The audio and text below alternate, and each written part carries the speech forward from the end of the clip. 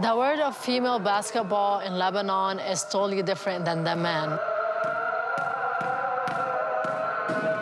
It's starting to develop more and more year after year. This year, we're actually getting that chance to play against the best players in the world.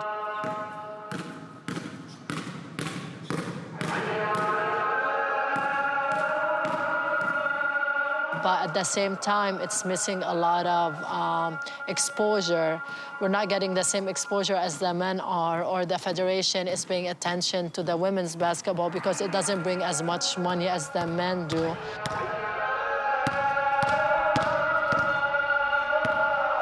Of course, we need more TV, we need more sponsors, we need more exposure, and we need more people to support women's basketball or any women's sports in general. Quand tout le monde dort tranquille, dans les banlieues dortoirs, c'est l'heure où les honneurs descendent sur la ville. Qu'est-ce qui viole les filles, ce soir dans les parkings, qui met le feu au building, c'est toujours les honneurs. My name is Aida Bakhos, and I am a professional basketball athlete, and I am from Lebanon.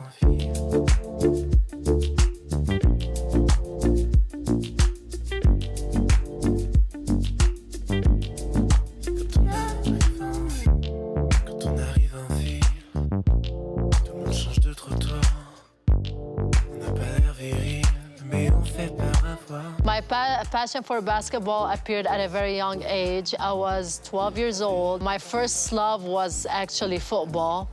And in Lebanon, they didn't have any teams for girls that play football, so I had to go to extent to cut my hair, change my name, act like I'm a boy, like it's something you would see off a movie.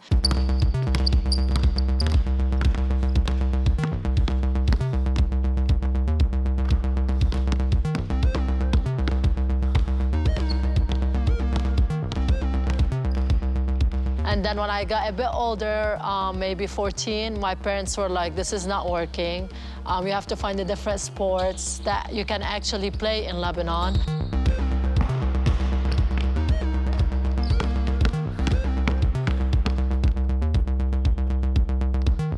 One day I decided, let me see if I'm good at basketball, and I grabbed the ball and I started playing around, shooting, and I found out that I was very athletic, I was good at it, and I joined the team at a young age, and since then I was the best player, and I continued playing it till now.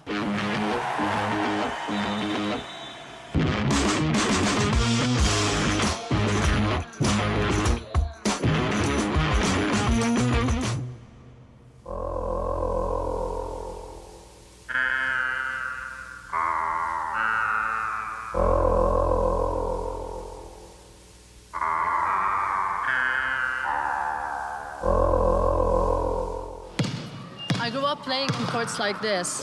I would compete with all the guys on the court. First, it was tough. They wouldn't choose me. They would go at me hard, saying, you're a girl, you can't play. But once I started getting on their level, I was the first one to get picked.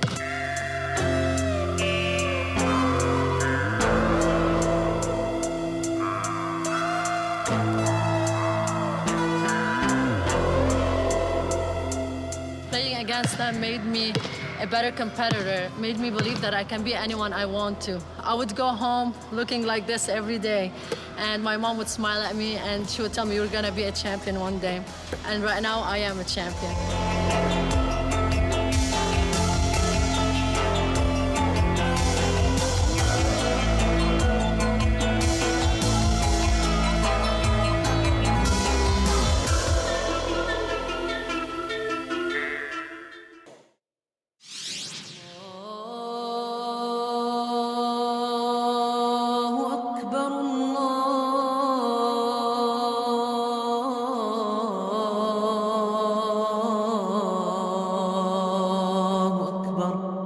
Wow, representing my country means a lot to me because no one really knows about Lebanon.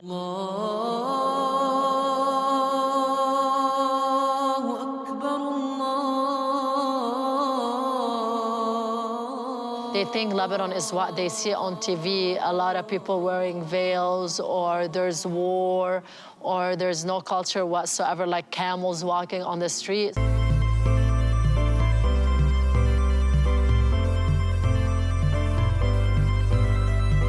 me, when I go to represent my country, I want to represent it in the best possible way. I like for other countries to see how Lebanese people actually look.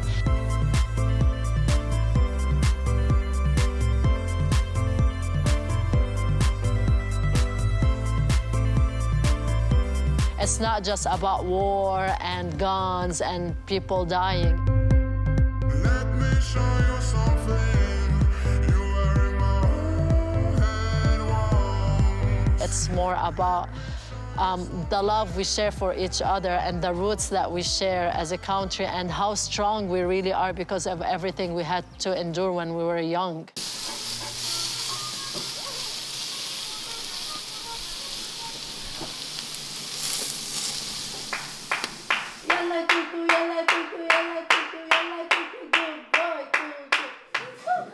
It was very hard to get to where I am right now because I had to leave my country, Lebanon, at a very young age. I was 14 years old, almost 15. I moved to the States. I got a scholarship. I was at Michael Jordan basketball camp, and I got recruited to stay there. So I had to leave the country. I had to leave my family behind and to develop my game. And my dream was to go play in the United States at an NCAA.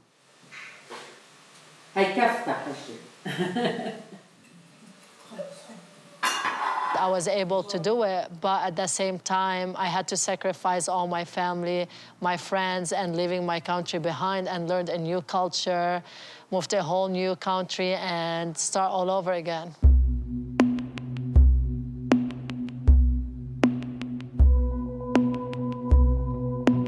I decided to join the U.S. Army because it's a dream I had since I was little.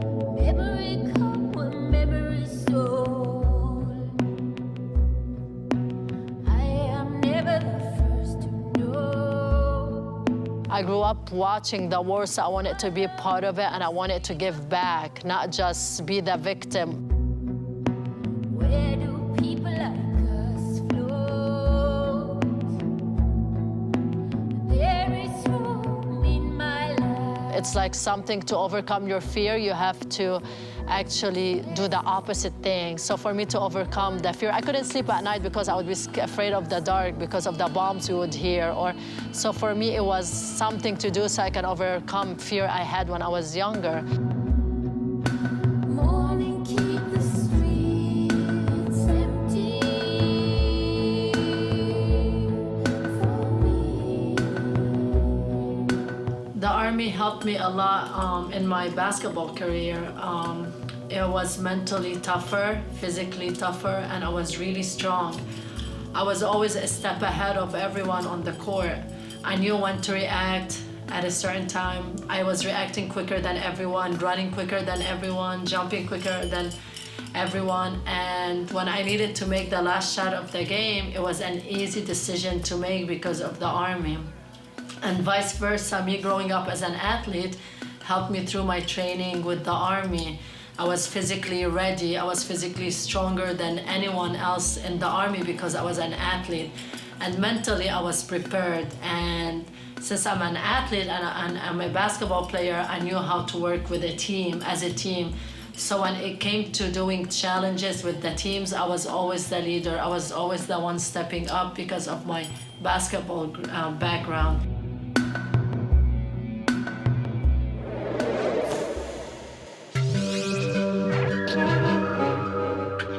I got a chance to work with the refugees, the Syrian refugees that are located in Lebanon.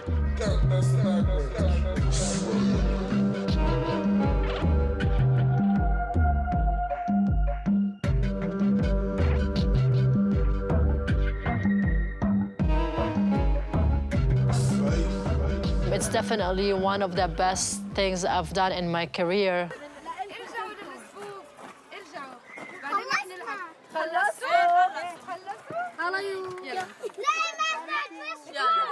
I'm not gonna say someone shouldn't just do it to feel satisfied or anything. I'm not gonna say it brings me satisfaction or it brings me happiness just to see someone is smiling and laughing over a piece of candy that you gave them or over a basketball or over anything.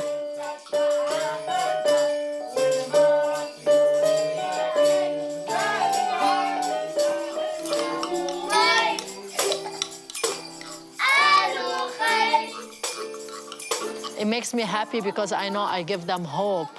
It's all about hope and letting them know that it's okay what they're going through. It's gonna be, at the end of the day, it's gonna be okay. There's people that care about them, and they're gonna take care of them. Everything they had to go through, I'm sure they lost hope. They lost a lot of families. They're about to give up on life. But I wanna insist on letting them know it's okay, it's gonna be fine. We're gonna get through this, not alone, just together.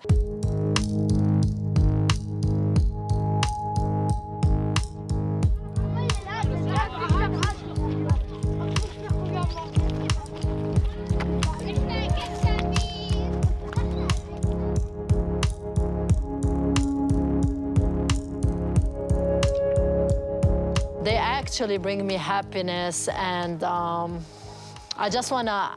wanna let them know that it's gonna be okay, and they're gonna get to go back home and spend time with their family and friends, and we're not giving up on them.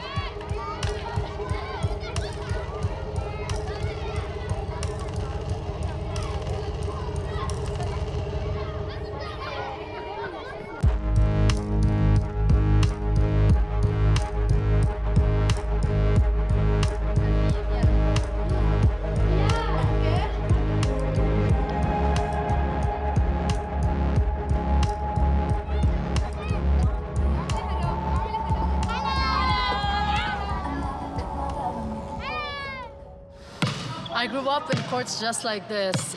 Every time I'm sad, I would go hit the gym. The only reason I got better is because I got to compete with boys. Boys on the court would not respect a girl playing basketball. So they would either go hard at you or they would not pick you. So once they do, you had to prove yourself.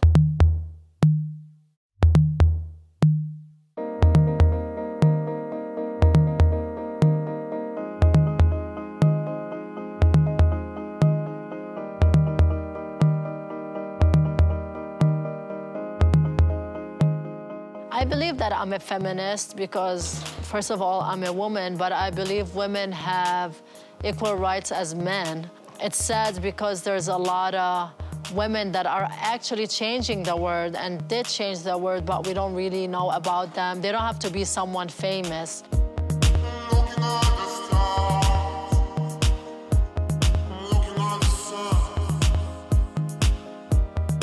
light is still the same when it comes to romance. Sun's on, there's no words.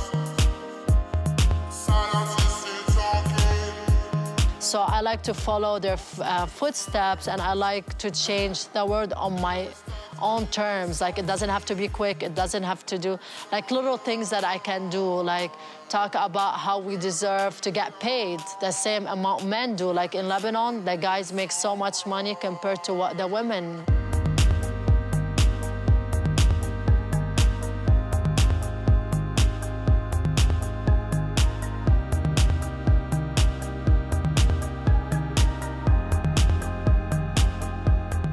Everyone treats men different than they treat women.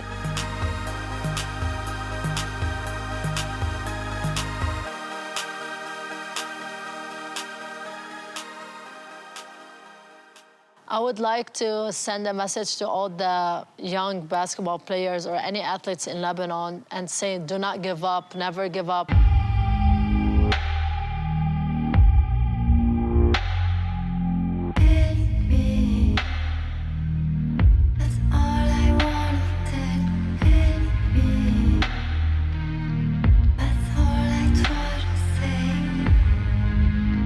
People told me, oh, give up, you're never gonna make it, and I proved everyone wrong. So once someone tells you, give up, just push yourself harder, don't listen to them. People always wanna put you down. Work harder, improve your game, and just stay in your own zone. Don't let anyone affect you. You know what you can do, and you're the only one who can stop yourself from doing it.